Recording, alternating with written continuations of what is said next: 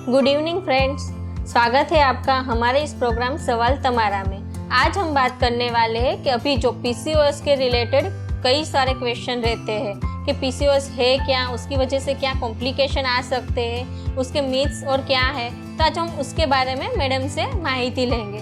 Good evening ma'am. Good evening. अभी PCOS आपको पता ही है कि कॉमन प्रॉब्लम हो चुका है और इसके रिलेटेड अभी कई सारे क्वेश्चंस रहते हैं लोगों के कि पीसीओएस है क्या, उसकी वजह से आगे क्या कॉम्प्लिकेशन आ सकते हैं। तो आज हम उस बारे में बात करेंगे। तो मैम पीसीओएस है क्या, किसको पीसीएस बोलते हैं? पीसीओएस जो है बेसिकली सितंबर मंथ जो है that is a PCOS awareness month करके सेलिब्रेट किया जाता है। और रूटीन प्रैक्टिस में हम देख रहे हैं कि काफ़ी सारे जो टीनेजर गर्ल्स हैं कि जैसे 10 लड़कियां हमारे पास आ रही हैं तो 10 में से 9 लड़कियों को पीसीओएस का या तो पीसीओडी का प्रॉब्लम है। तो पहले तो मैं ये बताना चाहती हूँ कि पीसीओएस एंड पीसीओडी दोनों का मीनिंग सेम ही है। उसका जो कंप्लीट फुल फॉर्म जो बोलते हैं that is polycystic ovarian disease and polycystic ovarian syndrome, यानी कि उसमें एक तकलीफ़ नहीं होती है। जब भी 2-3 सिम्टम्स इकट्ठा होते हैं और सेम वही पर्सन को या 2-3 सिम्टम्स हैं तभी उसको पीसीओडी है ऐसा कहा जाता है। जैसे अमेरिकन सोसाइटी ऑफ रिप्रोडक्शन जो है उन्होंने कुछ क्राइटेरियाज दिए हैं कि फॉर एग्ज़ाम्पल कोई लड़की है या तो कोई भी फीमेल है, उसको अभी जो मैं बताने वाली हूँ उसमें से 2 क्राइटेरिया अगर फुलफ़िल होते हैं तभी उनको पीसीओएस है ऐसा माना जाता है। तो उसमें से फर्स्ट सिम्टम ये है कि अगर कोई लड़की या तो कोई महिला को इरेगुलर पीरियड्स है। दूसरा है कि अगर उनको फेशियल हेयर ग्रोथ है या तो जिसे हम हाइपर एंड्रोजिनिज्म कहते हैं कि फेस पे बहुत सारे मुहासे हैं, तो या तो बॉडी पे भी जैसे चेस्ट पे भी बाल वगैरह हेयर ग्रोथ वगैरह है, तो that is a second symptom. And third जो रहता है कि अगर उनको सडनली ऐसा वेट गेन वगैरह है और जो सोनोग्राफी का जो रिपोर्ट है उसमें अगर पीसीओएस या तो पीसीओडी रिपोर्ट में आता है। सो बेसिकली 3 जो क्राइटेरिया है ये 3 में से अगर 2 फुलफिल होते हैं तभी उनको पीसीओएस है ऐसा माना जाता है। ओके, तो मैम क्या पीसीओएस यंग एज में ही होता है कि कोई भी एज में हो सकता है? पीसीओएस यंग एज में ही होता है ऐसा नहीं कहते हैं, क्योंकि बेसिकली पीसीओएस जो है that is a lifestyle disorder. और लाइफस्टाइल अगर किसी का चेंज होता है, चाहे वो 30 इयर्स के हैं और उनकी लाइफस्टाइल चेंज होती है तो उनको तभी भी पीसीओएस हो सकता है। अगर अपने जो टीनेजर गर्ल्स हैं कि 15-16 साल की लड़कियां हैं, अगर वह भी अपना जो रूटीन है लाइफस्टाइल, जैसे आज सुबह में ही ओपीडी में पेशेंट आया था, उनका एज है 29, ठीक है, अभी तक उनके पीरियड्स रेगुलर आ रहे थे। जैसे ही उनकी नई जॉब शुरू हुई है, जॉब के जो टाइमिंग है, उनकी जो जॉब है वो यूएसए बेस्ड कंपनी है, तो उनको ऑब्वियसली नाइट में जगना पड़ता है। वो डे में 10-12 घंटे की नींद ले लेते हैं और रात को जगते हैं, और उनका जो फूड हैबिट्स है वो भी डिस्टर्ब हो गया है, स्लीप पैटर्न वो भी डिस्टर्ब हो गया है। तो अगर आपके लाइफस्टाइल चेंजेस या तो lifestyle after the age of 25 अगर चेंज हुआ है, या जैसे ये जो एग्जांपल है कि उनका अभी लास्ट 1 ईयर से चेंज हुआ है, तो अभी तक उनके पीरियड्स रेगुलर आ रहे थे लेकिन लास्ट 6 मंथ से उनके पीरियड्स इरेगुलर हो गए। So it can come at any as. Okay, आपने बोला इरेगुलर पीरियड, बराबर। तो अभी एक मिथ्स है कि इरेगुलर पीरियड है तो उनको पीसीओएस ही है, तो क्या ये सच है मैम? नहीं, ये सच नहीं है, क्योंकि अनियमित पीरियड्स होने के बहुत सारे रीजंस हो सकते हैं और one of the reason PCOS है। जैसे किसी को थायराइड रिलेटेड प्रॉब्लम्स है तभी भी पीरियड्स इरेगुलर हो सकते हैं। प्रोलैक्टिन लेवल ज़्यादा है, हाइपर प्रोलैक्टिनेमिया है, तो उसकी वजह से भी पीरियड इरेगुलर हो सकते हैं। डायबिटिक पेशेंट है, ओबेसिटी है, पुअर ओवेरियन रिजर्व जो हम कहते हैं, या तो पेरी मिनोपॉजल एज ग्रुप में है कि मिनोपॉज आने के पहले का जो समय है वह समय पे भी आपके पीरियड्स इरेगुलर हो सकते हैं। और काफ़ी बार ऐसा होता है कि कोई महिला प्रेग्नेंट है उसको जैसे अभी 2.5 मंथ से पीरियड नहीं आया है, फिर मंथली उसको पीरियड आ रहा है and still she is pregnant, तो ऐसे केसेस में भी रेगुलर पीरियड्स हो सकते हैं। ओके, एक और भी मिथ्स है कि पीसीओएस है तो उनको ओवरवेट ही होगा, अगर ओवरवेट है उसकी वजह से पीसीओएस है, तो उसके बारे में आपका क्या कहना है? स्पेशली बहुत ही अच्छा क्वेश्चन है कि काफ़ी लोगों को कन्फ्यूजन होती है कि पीसीओएस की वजह से वेट गेन हो रहा है और वेट गेन की वजह से पीसीओएस हो रहा है। तो फ्रेंड्स, यहाँ पे ये चीज़ क्लियर करना चाहती हूँ कि पीसीओएस कोई भी एज ग्रुप में हो सकता है और पीसीओएस पतले हैं या मोटे हैं उसके ऊपर डिपेंड नहीं करता है। थिन पीसीओएस भी होता है, ओबीस पीसीओएस भी होता है। ऐसा नहीं है कि आपको ओबेसिटी है या तो आपका वज़न ज़्यादा है उसी की वजह से आपको पीसीओएस है। यह जो है पूरा एक साइकिल हम कहते हैं कि अगर आपका वेट गेन हो रहा है या तो ओबेसिटी है तो उसकी वजह से आपके जो हार्मोनल इश्यूज़ आते हैं या तो जो मेटाबॉलिक प्रॉब्लम्स हम कहते हैं, थायराइड रिलेटेड प्रॉब्लम्स भी आ सकती है और आपको पीसीओएस भी हो सकता है। और दूसरी साइड पे आप पतले हो, आपका वेट गेन इतना नहीं हो रहा है या तो आपका जो बीएमआई है, बॉडी मास इंडेक्स है, वो नॉर्मल है या तो आप अंडर वेट हो, तभी भी आपको पीसीओएस हो सकता है। तो PCOS is basically related to the lifestyle changes, क्योंकि पतले हैं लेकिन अगर उनका जो बीएमआर हम बोलते हैं, ठीक है, तो बेसल मेटाबॉलिक रेट अगर ज़्यादा है तो उनका वेट गेन नहीं होगा, लेकिन उनका लाइफस्टाइल प्रॉपर नहीं है। जैसे मैंने अभी एग्जांपल दिया कि लेट नाइट जगते हैं, आजकल हम देख रहे हैं कि सारे लोगों को आफ्टर ये जो कोविड का जो फेज़ था, लॉकडाउन का जो फेज़ था, उस समय में लोग काफ़ी वेब सीरीज़ हैं या तो मूवीज़ वगैरह हैं वो देखते थे, लेट नाइट जगना होता था।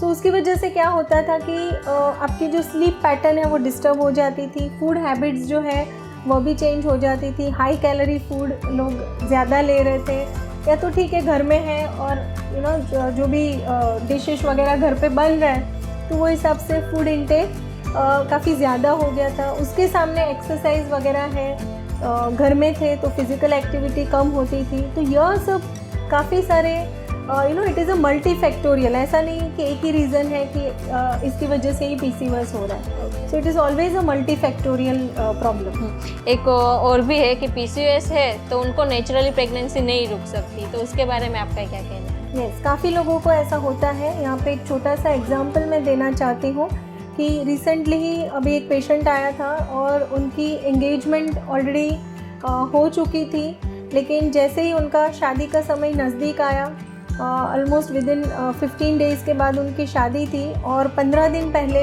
जो लड़के वाले हैं उन्होंने मना कर दिया कि उनको पता चला कि इनके पीरियड्स इरेगुलर है और उनको पीसीओएस है। तो बोले कि हमें किसी ने बताया है कि अगर पीसीओएस है तो आप भविष्य में कभी भी माँ नहीं बन सकती है। तो यह रीज़न की वजह से उनका रिश्ता टूट गया था। फ्रेंड्स, यहाँ पे बहुत ही क्लियर करना चाहती हूँ कि जिनको भी पीसीओएस है वह अवश्य माँ बन सकते हैं। काफ़ी बार हमने देखा है कि उनके हार्मोन्स रेगुलर हो जाते हैं तो वो नेचुरली भी कंसीव कर सकते हैं। अगर उनको हार्मोनल इम्बैलेंस ज़्यादा है तो उनको गायनेक डॉक्टर का कांटेक्ट करना है और उनको जो कुछ सपोर्टिव मेडिकेशन स्टार्ट करने की ज़रूरत है वो आपके गायनेक डॉक्टर स्टार्ट करेंगे और अवश्य ही जो पर्सन है जिनको पीसीओएस है वह माँ बन सकते हैं। तो मुझे ऐसा लगता है कि यह कोई रीज़न नहीं है किसी का रिश्ता टूटने के लिए। क्योंकि जो भी महिला है, जैसे हम बोलते हैं कि हर एक स्त्री को माँ बनने का अधिकार है और चाहे माइल्ड, मॉडरेट, सीवियर, अगर सीवियर ग्रेड है तो उसकी भी ट्रीटमेंट करके उनको अवश्य वो माँ बन सकते हैं। मतलब अगर किसी को पीसीओएस है तो क्या सिर्फ वेट कम करने से उसका पीसीओएस क्योर हो सकता है? बेसिकली जैसे मैंने बताया कि थिन पीसीओएस और ओबीस पीसीओएस दोनों टाइप के होते हैं, लेकिन जिनका वज़न ज़्यादा है तो वज़न बढ़ने की वजह से या तो ज़्यादा वज़न रहने की वजह से उनका जो हार्मोनल बैलेंस है वो बैलेंस करने में टाइम लगता है।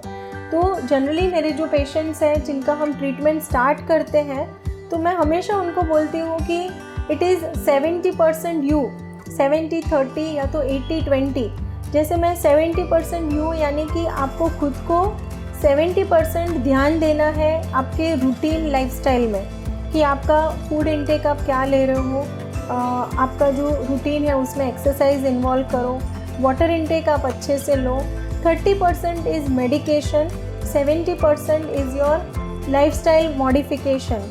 आपका वेट लॉस ऑलमोस्ट 5 to 7% भी वेट लॉस होता है, तो उसके सामने आपका जो हार्मोनल बैलेंस है वो काफ़ी ड्रास्टिकली इम्प्रूव हो जाता है। तो इसीलिए ऐसा कहा जाता है कि अगर आपका थोड़ा वेट लॉस होता है, मैं ऐसा नहीं बोल रही हूँ कि आप 15-20 किलो वेट लॉस करो, लेकिन ऑन एन एवरेज अगर आपका वेट 80 kg है तो आपको 5 to 7% यानी कि almost 5 to 6 kg weight loss होता है, तो उसके सामने हार्मोनल बैलेंस में बहुत ही बड़ा चेंज मिलता है। और काफ़ी हमारे पेशेंट्स हैं जिनको हम एडवाइस करते हैं कि आपको 5 kg 6 kg वेट लॉस करना है। 3 months 6 months में वो वेट लॉस करके 3 months में वेट लॉस करके आते हैं, and then we start with the fertility treatment, and वो नेचुरली भी कंसीव करके आते हैं। So this is a difference between weight and PCOS। Okay, अगला सवाल है कि अगर मदर को PCOD है तो क्या उसकी डॉटर को भी PCOD आ सकती है? यस, PCOS जो है वह एक वारसागत हो सकता है। अगर आपकी मम्मी को, आपके मौसी को, आपकी बहन को, आपके आंटी को, अगर घर में किसी को भी PCOS का प्रॉब्लम है तो वह हेरिडिटरी ट्रांसमिट हो सकता है। ओके, अगर हमने आगे बात की कि अगर PCOS है तो उनको नेचुरली कंसीव नहीं होता है, तो लोग ऐसा सोचते हैं कि अगर मुझे PCO है तो मुझे तो कंसीव होना ही नहीं है, तो मुझे तो कॉन्ट्रासेप्टिव यूज़ ही नहीं करना चाहिए। तो आप इसके बारे में क्या बोलते हो? बहुत ही अच्छा क्वेश्चन है डॉक्टर भूमि, कि काफ़ी लोगों को ऐसा लगता है कि अरे हमारे पीरियड्स तो इरेगुलर आ रहे हैं। काफ़ी बार हम समझाते भी हैं कि आपके साइकिल्स एनओव्यूलेटरी होते हैं। जो बेसिक प्रॉब्लम हम कहते हैं PCOS में कि ओव्यूलेशन टाइम पे नहीं होता है। जैसे नॉर्मली क्या होता है कि आपके पीरियड स्टार्ट हो रहे हैं, फर्स्ट डे है, दोनों में से एक ओवरी में से एक फॉलिकल डेवलप करना शुरू करता है। ऑन एन एवरेज 12वें या 14वें दिन पे ओव्यूलेशन होता है और उसके 14 डेज़ के बाद आपके पीरियड शुरू होते हैं। तो जो पेशेंट को PCOS है, जिनको मल्टीपल छोटे छोटे सिस्ट डेवलप होते हैं ओवरीज में, इनको यह जो फॉलिकल डेवलपमेंट होता है उसमें प्रॉब्लम होती है। फॉलिकल का जो विकास होना चाहिए वह नहीं होता है, और उसी की वजह से ओव्यूलेशन टाइम पे नहीं होता है, and that is the reason for irregular periods. तो लोगों को ऐसा लगता है कि हमें कॉन्ट्रासेप्टिव यूज़ करने की ज़रूरत नहीं है, या तो जो हार्मोनल पिल्स दिए जाते हैं उसकी भी ज़रूरत नहीं है। तो फ्रेंड्स, ऐसा नहीं होता है। कभी भी ओव्यूलेशन हो सकता है। इट इज़ आइदर एनओव्यूलेटरी साइकिल या तो ओव्यूलेटरी साइकिल। तो अगर आपके ओव्यूलेटरी साइकिल है तो आप इन बिटवीन भी कंसीव कर सकते हो। तो अगर आपको PCO है, आपको अभी प्रेगनेंसी नहीं चाहिए, तो आप हार्मोनल कॉन्ट्रासेप्टिव पिल्स का यूज़ कर सकते हैं। ओके, अभी आपने बोला है हार्मोनल कॉन्ट्रासेप्टिव पिल्स, बराबर। तो किसी को ऐसा लगता है कि PCOS की मेडिसिन ही है, कि उसी पिल्स लेने से ही उनका PCOS क्योर हो सकता है, तो इसमें क्या आप बोलेंगे? PCOS जो है, जिन पेशेंट को PCOS है, स्पेशली उसका जो ट्रीटमेंट प्लान होता है उसमें जैसे कि मैरिड गर्ल्स, मतलब मैरिड वुमेंस है, या तो अनमैरिड गर्ल्स जो है जिनके साइकिल्स इरेगुलर है और उनको वेट भी ज़्यादा है, यानी कि ओबीस PCO है, थिन PCO है, और उनके पीरियड्स अगर उनको रेगुलर करने हैं तो उनको जनरली हार्मोनल पिल्स दिए जाते हैं, और उसका एक टाइम लिमिट होता है। आइदर 3 months दिया जाता है या तो 6 months दिया जाता है, और उसके बाद वी गिव ब्रेक, लाइक थोड़ा समय उनको ब्रेक देते हैं, एंड वी सी कि अगर उनके साइकिल्स रेगुलर हो जाते हैं, हार्मोन कंट्रोल में आ गए हैं, तो उनको कॉन्ट्रासेप्टिव पिल्स बंद कर दिया जाते हैं। लेकिन काफ़ी लोगों को ऐसा लगता है कि हार्मोनल पिल्स लिया यानी PCOS क्योर हो जाएगा। ऐसा नहीं होता है। PCOS में जो हार्मोनल इम्बैलेंस है उसको बैलेंस करने के लिए ओरल कॉन्ट्रासेप्टिव पिल्स दिए जाते हैं। उसके साथ साथ जैसे मैंने बताया कि आपको लाइफस्टाइल चेंजेस जो करने हैं वह बहुत ही ज़रूरी रहते हैं। ओके, PCOD की वजह से कोई लॉन्ग टर्म कॉम्प्लिकेशन आ सकते हैं क्या? PCOD की वजह से लॉन्ग टर्म कॉम्प्लिकेशंस जो है कि आपको इन फ्यूचर डायबिटीज़ का रिस्क रहता है, क्योंकि PCOS के जो पेशेंट है उनमें जनरली हम लोग इंसुलिन रेजिस्टेंस देखते हैं। तो नॉर्मली अपना जैसे हम बॉडी में शुगर, जैसा आप मिठाई खा रहे हो तो आपके बॉडी में ब्लड शुगर रिलीज़ होता है और वह शुगर बहुत ज़्यादा हाई नहीं हो जाए या तो वो कंट्रोल में रहे, उसके लिए अपना बॉडी इंसुलिन सिक्रीट करता है। लेकिन जिन पेशेंट को PCOS है उनको इंसुलिन रेजिस्टेंस, यानी कि वो जो इंसुलिन है वह रेजिस्टेंस होता है कि शुगर को कंट्रोल करने के लिए, तो उसकी वजह से आपका शुगर हाई होने के चांसेस बढ़ जाते हैं, आपको भविष्य में डायबिटीज़ के चांसेस बढ़ जाते हैं। और जो लॉन्ग टर्म साइड इफ़ेक्ट्स है उसमें लिवर जो है उसके आजू बाजू जो फैट डिपोजिशन हम कहते हैं कि फैटी लिवर का जो रिस्क है वह भी बढ़ सकता है। और जैसे हम देखते हैं कि काफ़ी पेशेंट आते हैं कि वज़न बढ़ जाता है, सो अगर फैटी लिवर होता है तो आपके हार्ट वगैरह है, आपके जो ब्लड वेसल्स है उसमें भी फैट डिपोजिशन का रिस्क बढ़ जाता है। So over a period of time blood pressure बढ़ने की संभावना, हाइपरटेंशन की संभावना बढ़ जाती है और एथेरोस्क्लेरोसिस वगैरह के रिस्क भी बढ़ जाते हैं। ओके, तो लास्ट में मैं ये पूछूंगी, अगर किसी को PCOS है तो उनको क्या लाइफस्टाइल में क्या मॉडिफिकेशन करना चाहिए? लाइफस्टाइल मॉडिफिकेशन, बिकॉज PCOS जो है इसे हम एक लाइफस्टाइल डिसऑर्डर ही समझते हैं या तो मानते हैं, और वह सही भी है। तो लाइफस्टाइल मॉडिफिकेशन में आपको क्या करना है, मोस्ट इम्पॉर्टेंट है कि आपकी जो नींद है वो अच्छे से होनी चाहिए, 6 to 8 आवर्स की नींद होनी चाहिए। जनरली मैं 5 मंत्र जैसे बोलती हूँ PCOD पेशेंट के लिए। So first is your sleep pattern. दूसरा है कि आपका जो वाटर इनटेक है वो कम से कम 8 से 10 ग्लास पानी होना चाहिए। तीसरा है आपको रेगुलर एक्सरसाइज करनी है, at least 30 minutes of any kind of exercise. ऐसा नहीं है कि आपको जिम में ही जाके एक्सरसाइज करना है, आप जिम ज्वाइन कर सकते हो, आप योगा ज्वाइन कर सकते हो, जुम्बा कर सकते हो, cycling, swimming, any sort of physical activity, simple walking, running भी आप कर सकते हो। चौथी बात है, बहुत ही इम्पॉर्टेंट है कि हेल्दी फूड हैबिट्स, यानी कि जो जंक फूड है वो अवॉइड करना है। जो प्रोसेस्ड फूड है, स्पेशली जो पैकेट्स वगैरह में जो आता है, या तो इंस्टेंट जो खाना हम बनाते हैं उसमें बहुत सारे प्रिजर्वेटिव्स वगैरह रहते हैं, तो ऐसा इवन फर्मेंटेड जो रहता है जैसे ब्रेड्स वगैरह जो है, तो उसमें भी स्पेशली मैदा जो है वो आपको अवॉइड करना है। उसके ऑप्शन में आप दूसरे सब्स्टिट्यूट ले सकते हो।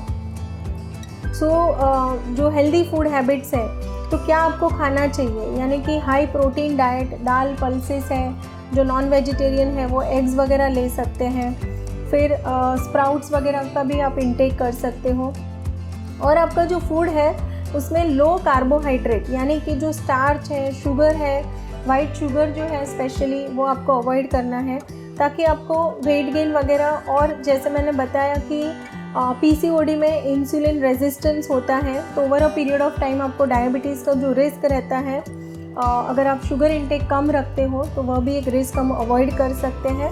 और फिफ्थ और इम्पॉर्टेंट है कि अगर PCOS है, आपको अगर आपके डॉक्टर ने कोई मेडिकेशन वगैरह प्रिस्क्राइब किया है, तो जैसे मल्टीविटामिन्स हमको कभी कभी देने पड़ते हैं, क्योंकि PCOS के साथ साथ विटामिन B12 डेफिशिएंसी है, आयरन डेफिशिएंसी है, विटामिन D3 डेफिशिएंसी है, यह सब प्रॉब्लम भी हम देखते हैं।